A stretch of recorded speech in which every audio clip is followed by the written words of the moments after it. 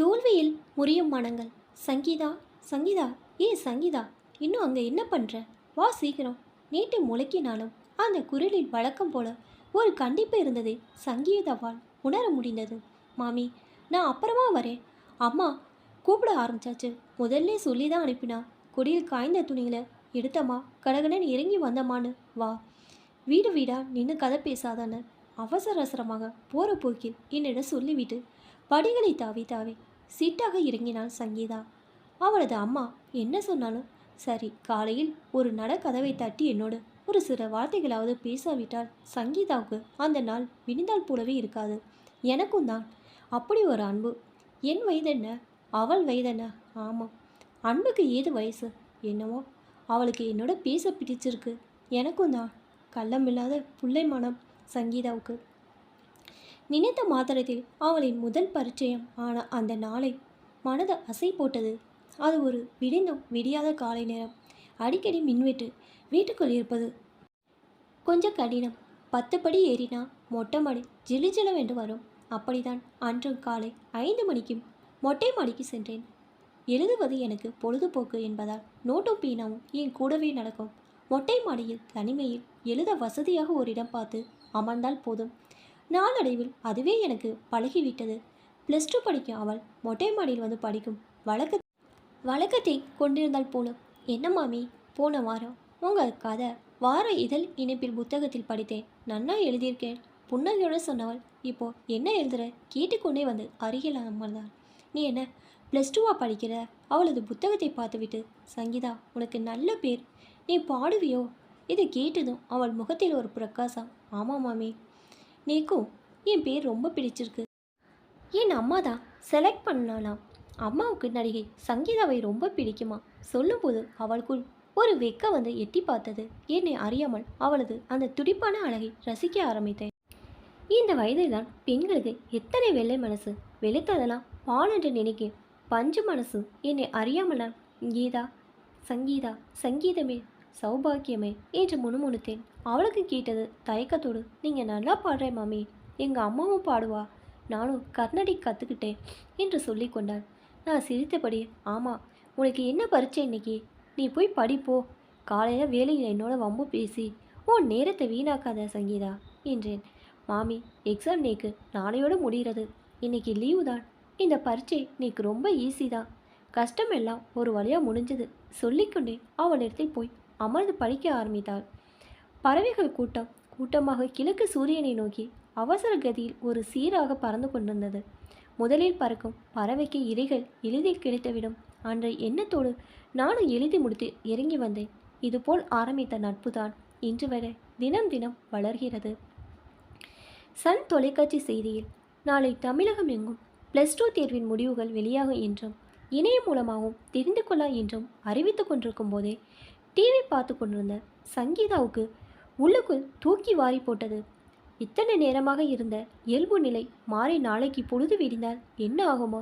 பரீட்சை ரிசல்ட் வரப்போகிறது. பகவானே, நான் எப்படியாவது பாஸ் ஆயிடும். இந்த எண்ணம் சங்கீதாவை உள்ளுக்குள் கலக்கி கொண்டிருந்தது. சிறிது நேரத்திற்கு முன்பு இருந்த நிம்மதியான மனம் சற்றென்று மாறியது. பக்கத்து அறையில் இருந்த அம்மா செய்தி கேட்டு ஓடி வந்து, என்னது, நாளைக்கு உன்னோட ரிசல்ட்டா? பாஸ் ஆயிடுவல்ல என்று ஒரு தோரணையாக இவளை பார்த்து கேட்க, ஏற்கனவே பயந்து போன சங்கீதாவுக்கு சப்தம் நாடிமா அடங்கியது. பயமாக இருக்குமா? என்னாகும் தெரியலையே.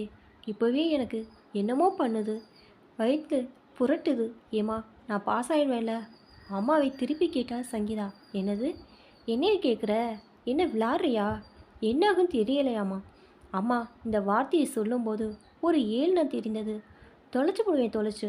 நன்னா எழுதுனேன்னு அப்போல்லாம் பொய்யா சொன்னேன். படிப்படின்னு தலையால் காலால் அடிச்சிட்டேனே. ஃபெயில் கீழே ஆனா பாரு, அப்புறம் உன் முகத்திலே முழிக்க மாட்டேன். என் மானத்தை வாங்கணுனே கங்கணம் கட்டிக்கிட்டு வந்து பிறந்திருக்கு. சொல்லிக்கண்டே வெங்கல தாம்பூல தட்டை தரையில் தடால் என்று போட்டாள். சுழண்டு சுழண்டு வந்த சப்தத்தில் அவள் அம்மா சொன்ன, படிப்பிலாவது என் குணத்தை கொண்டு வந்து பிறந்திருக்கலாம், இவளோடு இப்படி மாரடிக்க வேண்டியிருக்கு என்று சொல்ல நேராக சங்கீதாவின் இதயத்தில் அடித்தது.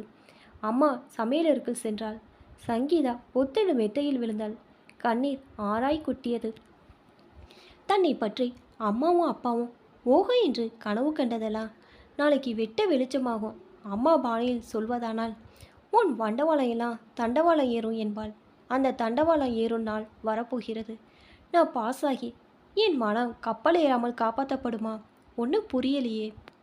இது வரைக்கும் எந்த கடவுள் புண்ணியமோ எல்லா வகுப்பிலும் ஃபெயிலாக தாண்டி தாண்டி வந்தாச்சு. இப்போது பரீட்சை நேரத்தில் கூட படிக்க உட்காரும் போதே அடிக்கடி மின்வெட்டு வந்து உயிரை வாங்கியது. மீண்டும் பரீட்சை நடந்த அந்த காலகட்டத்தை நினைத்து பார்த்தால் சங்கீதா எல்லா பரீட்சையும் சுமாராக தான் செய்தது போலிருந்தது. அவளுக்கே தெரியும் மற்ற மாணவிகள் அதை எழுதினேன் இதை எழுதினேன் அப்படி இப்படி என்றெல்லாம் பரீட்சை முடிந்துவிட்டு வீட்டுக்கு கிளம்பும்போது சொல்லிக்கொண்டே வந்ததும் அதையெல்லாம் இவள் கேட்கும்போதே இவளுக்கு அழுகழுகையாக வந்தது. நான் அவர்கள் சொன்ன எதையுமே எழுதவில்லையே, எல்லாமே புதுசாக இருக்கே, அப்போ நான் ஃபெயில் தான் என்று அன்றே மனசுக்குள் சொல்லி கொண்டாள். கூடவே மறந்தும் போனால் எனக்கு மட்டும் ஏனோ என்னத்தை படித்தானோ அந்த நேரத்துக்கு தெரிவது போல இருக்கும். அப்புறம் பரீட்சையை எழுதும்போது பதில் வெளியே வராமல் அடம் பிடிக்கும். நான் என்ன செய்யட்டும்? அம்மா கிட்ட வந்து இதை சொன்னால் காதில் வாங்கிக்காமல் கண்ணா பின்னான்னு கத்துவா, கன்னத்தில் அடிப்பா. படிக்கிற நேரத்தில் எல்லாம் சினிமா மொபைல் ஃபோனை அரட்டன்னு இருந்துட்டு கடைசி நேரத்தில் சாக போகிற நேரத்தில் சங்கரா சங்கரான்னு முட்டி கொண்டால் அப்படி தான் எதுவும் ஏறாது. உன்னோட சோம்பேறித்தனத்துக்கு இப்படி ஒரு சாக்கு போக்கு சொல்லாத. ஒழுங்காக படித்தா எல்லாம் ஏறும் என்று சல்லுன்னு விழுவா. நீ இப்படி சல்லுன்னு படி படின்னு மட்டும் சொல்லி சொன்ன என்ன ஓட ஓட விரட்டியே. எனக்கு படிக்க பிடிக்கலன்னு ஒரு நாள் தெரியாமல் சொல்லி வைத்தா சங்கீதா. அவ்வளோதான். அன்னைக்கு அதை பிடியும் பிடித்து கொண்டு லட்சணை செய்தாள். அம்மா திட்ட ஆரம்பித்தால் எப்போது நிறுத்த வேண்டும் என்பதே மறந்து போவாள்.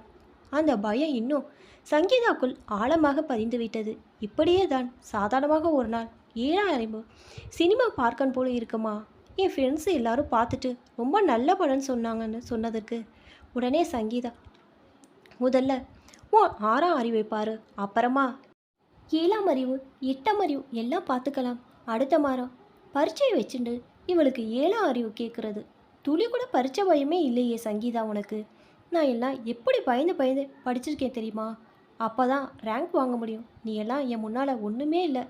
சுகவாசி அப்படி இருந்தால் எப்படி படிப்பு மேலே பயம் வரும்? நீ டிஸ்டிங்ஷனில் பாஸ் பண்ணு. நீ பாஸ் ஆகணும் தெரிஞ்சுக்கோ. பீச்சில் தடுமாறினாள் அம்மா. எத்தனை அடிச்சிருக்கேன். நம்மை போல் நடுத்தர வர்க்க குடும்பத்தில் படிப்பு ஒன்று தான் கை கொடுக்கும். பாட்டா முப்பாட்ட சொத்து பாலா போகிறது. என் அண்ணன் பொண்ணு சுஜாதாவை பாரு, இன்ஜினியரிங் முடிச்சு இப்போ ஸ்காலர்ஷிப்பில் எம்எஸ் பண்ணுறா. அதுவும் எங்கே? அமெரிக்காவில்.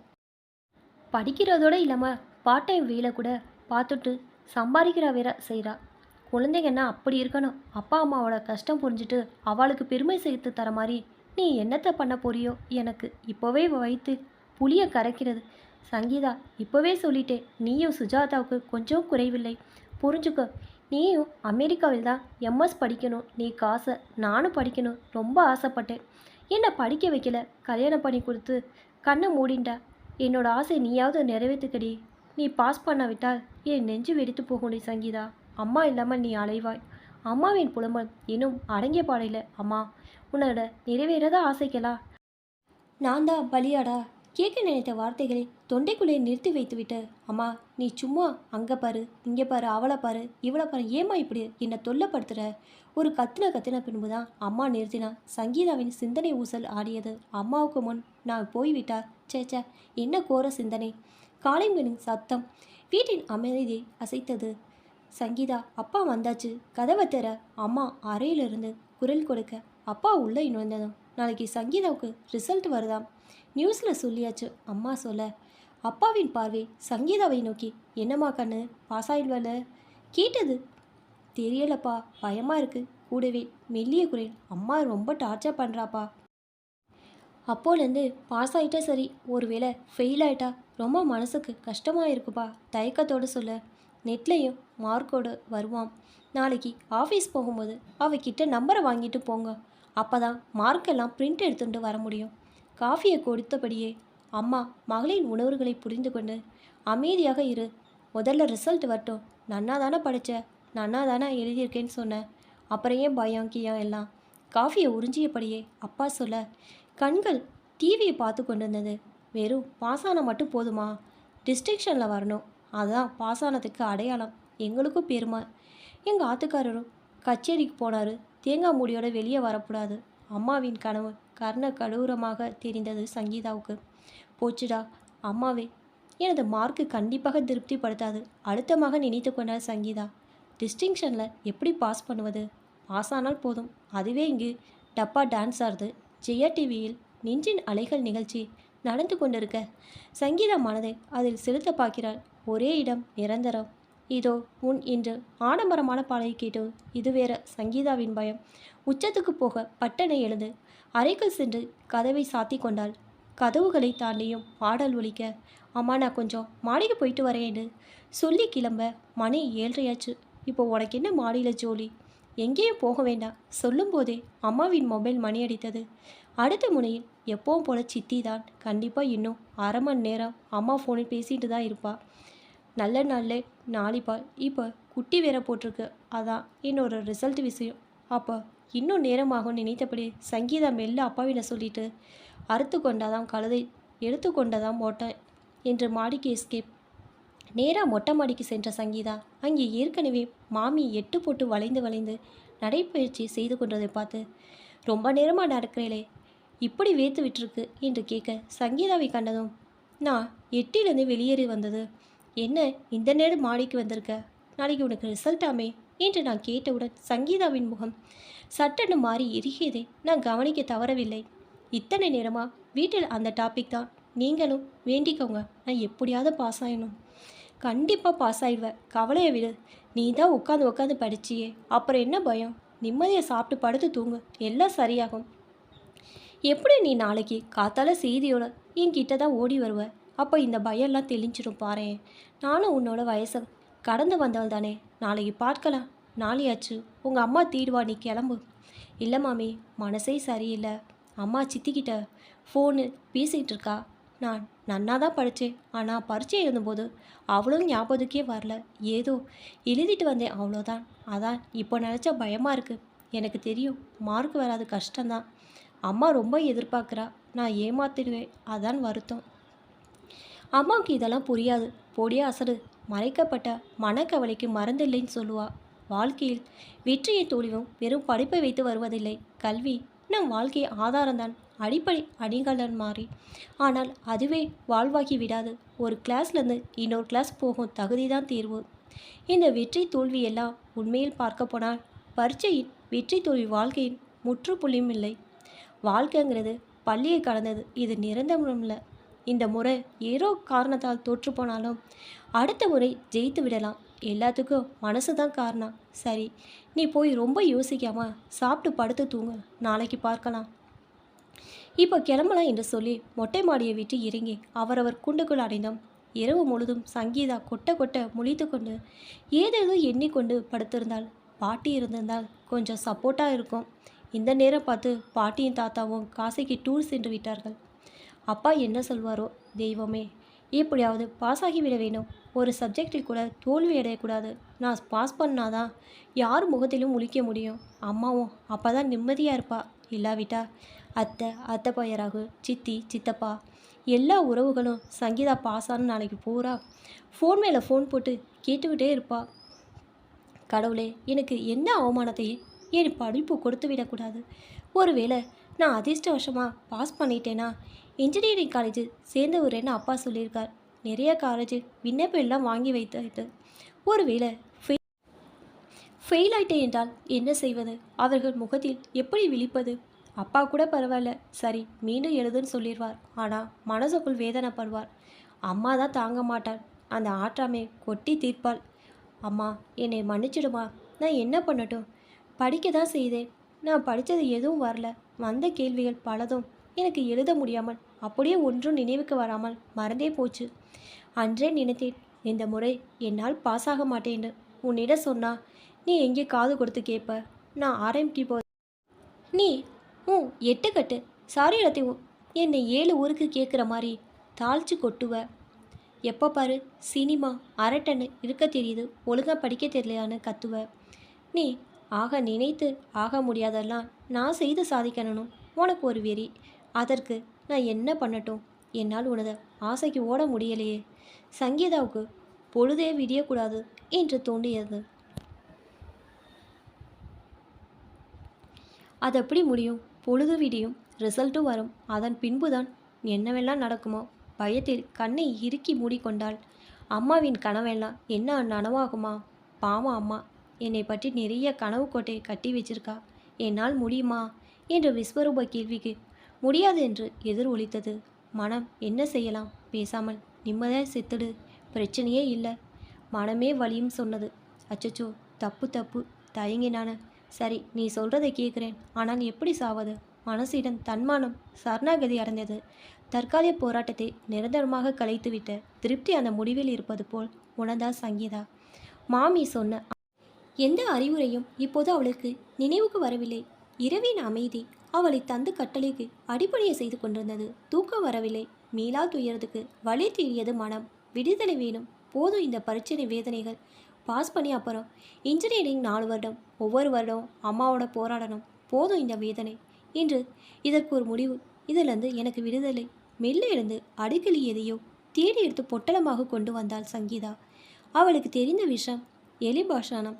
அதை கலந்து உண்ண வீட்டிலிருந்த ஒரு லட்டு எடுத்து கலந்து பொட்டலமாக பத்திரப்படுத்தி கொண்டாள்.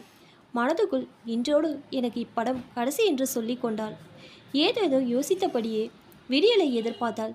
பொழுது விடிந்து வாசலில் கோலம் போட்டு கொண்டு போது படிகளில் கீழ்ப்படிகள் ஏதோ நிழலாடியது. யாராருக்கும் எட்டி பார்த்தேன். சங்கீதாதான். பேசாமல் நின்றிருந்தாள். அவள் முகத்தில் வித்தியாசமான ஒரு வெறுமை இருந்தது. என்ன ரிசல்ட் பயமா என்று மிகவும் சாதாரணமாக கேட்டுவிட்டு சிரித்து கொண்டே நானும் உள்ளே வந்துவிட்டேன். சங்கீதாவிடம் இருந்து ஒரு பதிலும் வரவில்லை. அவள் மாடிக்கு போவதாக என்னால் யூகிக்க முடிந்தது. அடிக்கடி அவள் மொட்டை மாடிக்கு தான் வருவாள் போவாள். குழந்தைகள் அமைதியாக நின்றால் ஏதோ விஷமம் செய்திருப்பார்கள் என்ற அர்த்தம். யோசித்து கொண்டே என் வேலைகளை பார்க்க ஆரம்பித்தேன். என் மகனுக்கு பரீட்சை நடந்து கொண்டிருப்பாள். அவனும் படித்து கொண்டிருந்தான். வீட்டுக்குள் காலை வேலைகள் நிரம்பி வழிந்தது. திடீரென தொடர்ச்சியாக அழைப்பு மணியின் சத்தம் கேட்டதும் என்னவோ ஏதோ என்று கை வேலைகளை அப்படியே போட்டுவிட்டு கதவை திறந்த எனக்கு தூக்கி வாரி போட்டது. அங்கே சங்கீதா கண்கள் முட்ட எச்சில் ஒழுகி கொண்டு தளர்ந்து போய் விழுந்து கிடந்தாள். மூளைக்குள் மின்னல் வேகத்தில் எனக்கு எல்லாமே புரிந்து போனது. டே கீழாத்து பொண்ணு சங்கீதா, உடனே அப்பா அம்மாவை கூப்பிடு, ஆம்புலன்ஸை கூப்பிடு, சீக்கிரமா போ என்று சொல்லிக்கொண்டே அவள் முகத்தில் குளிர்ந்த நீரை தெளித்து அவளை அப்படியே தூக்கி மேலே சாத்தி கொள்கிறேன். இப்படி பண்ணிட்டியம்மா, பகவானே, குழந்தை பொழைக்கணும். எங்கிருந்தாலுமோ தெய்வங்களை அழைக்கின்றேன். மாமி, தப்பு பண்ணிட்டேன், சாரி, காப்பாத்துங்க. ஈனஸ்வரத்தில் முழங்க அம்மா என்று சொல்லிக்கொண்டே மயக்க நிலைக்கு சென்றாள் சங்கீதா. சங்கீதாவும் அவளது அப்பாவும் அலறி அடித்து கொண்டு மேலே வந்து மகளின் நிலைமை பார்த்ததும் தலையில் அடித்து கொண்டு கதறிய கதறல். இந்த நிலை தன் எதிரிக்கு கூட வரக்கூடாது. பழத்தை சாப்பிட விரும்புவர் பூவை பாதுகாக்க வேண்டாமா? அடுத்த 10 நிமிடங்கள் அசுர வேகத்தில் அனைவரது கூட்டு முயற்சியால் சங்கீதா கவர்மெண்ட் ஹாஸ்பிட்டலில் அனுமதிக்கப்பட்டு முதல் உதவி நடந்து கொண்டிருந்தது. வெளியில் வந்த டாக்டர், நல்ல சமயத்தில் கூட்டிகிட்டு வந்தீங்க. இன்னும் கொஞ்ச நேரம் தாமதமாயிருந்தா காப்பாற்றுறது ரொம்ப கஷ்டம். பெண் பிழைத்து விட்டால் இனி கவலை இல்லை. பரீட்சை ரிசல்ட்டுக்கு பயந்து இந்த மாதிரி செய்யலாமா? இந்த காலத்தில் யாரோட மனசு எப்படி போகுனே சொல்ல முடியல. எல்லாம் தெய்வாதீனம்தான். அமைதிய மகளை போய் பாருங்கள் என்று சொல்லிக்கொண்டே நகர்ந்தார் மருத்துவர். அனைவரது பிரார்த்தனையும் பலித்தது. சங்கீதாவின் அம்மா அதற்கு 2 முறை மயங்கி விழுந்து விட்டாள். அவளது கதறலில் ஹாஸ்பிட்டலே கூடியது. அவள் அப்பா பெண்ணை பற்றி கவலைப்படுவதா, மனைவி பற்றி கவலைப்படுவதா என்று தவித்து துடித்து கொண்டிருந்தாள். அரை மயக்கத்தில் கிடந்த சங்கீதாவை உயிரோடு பார்த்ததுதான் எங்கள் அனைவருக்கு உயிர் வந்தது. தனது மகள் பாஸாக வேண்டும் என்ற ஒரே பார்வைதான் இருந்ததை தவிர தீர்வின் தோல்வியில் முறியும் வேர்கள் என்று மகளுக்கும் மனதில் பயமும் வருத்தமும் இருக்கும் என்று உணராமல் அவளை இந்த நிலைக்கு இழுத்து சென்று விட்டேனே. என் அருமை மகளை யமனுக்கு இரையாக கொடுக்க இருந்தேனே. ஓடி சென்று மகளின் சூழ்ந்து போயிருந்த முகத்தை அனைத்து முத்தமிட்டு என் வயிற்று பாலவாத்தாய் ஆனந்த கண்ணீர் உகுத்தபடி அவளது கன்னங்களை வறிய போது தனது கண்களிலிருந்து விழுந்த கண்ணீரை சங்கீதாவின் கன்னத்தில் பட்டு வழிந்தது. அப்போது பார்த்து அவளது மொபைல் மடி அணிக்க நான் எடுக்கிறேன். கைபேசி எதிர்முறையில் ஒரு பெண் குரல் இனியே செய்து கொண்டு வந்தது. கங்க்ராஜ், நம்ம சங்கீதா பாஸ் ஆயிட்டால் முதல் வகுப்பில் தெரியுமா? நியூஸ் பேப்பரில் நம்பர் வந்திருக்கு. மெல்ல கைபேசி சங்கீதாவின் அம்மாவிடம் கொடுத்து விட்டு என் கண்களை வழியும் ஆனந்த கண்ணீரை புடவை தலைப்பால் ஒற்றைப்படையை நகர்கிறேன். தீர்வு முடிவு வருவதற்குள் தன் முடிவை தேடினாள் சங்கீதா. கடவுள் அவளுக்கு வேறு ஒரு நல்ல முடிவை வைத்திருந்தார் என்று அவளுக்கு தெரியாமல் போனதே. இதுதான் நாம் ஒன்று நினைக்க தெய்வம் வேறொன்று நினைக்குமோ? இப்போ தான் என்னோட சேனல் ஃபஸ்ட் டைம் பார்க்குறீங்கன்னா சப்ஸ்கிரைப் பண்ணிக்கோங்க. பக்கத்தில் இருக்க பெல் ஐக்கானை ப்ரெஸ் பண்ணிக்கோங்க. அப்போ தான் நான் ஒவ்வொரு தடவை வீடியோ போடும்போது உங்களுக்கு நோட்டிஃபிகேஷனில் வரும். தேங்க்ஸ் ஃபார் வாட்சிங்.